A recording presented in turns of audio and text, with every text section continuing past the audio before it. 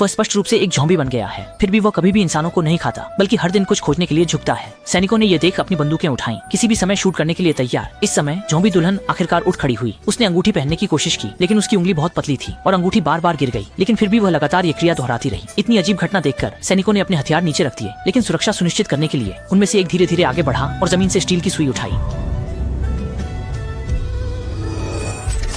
तुरंत ही सभी लोग पूरी तरह तैयार हो गए और किसी भी समय मार गिराने के लिए तैयार थे। हालांकि इस अचानक हमले का सामना करते हुए वो केवल अंगूठी को ढूंढना चाहता था, लोगों पर हमला करने की कोई योजना नहीं थी। दरअसल कुछ दिन पहले महिला और उसके पति की शादी अभी पूरी भी नहीं हुई थी कि सभी लोग जीवों के अचानक हमले के कारण भागने लगे। संयोग से पति को पहले से ही ल्यूकेमिया था और सैनिकों ने गलत समझा कि वो जीव के संक्रमण से पीड़ित है और उसे जबरदस्ती ले जाकर अलग थलग करना चाहते थे।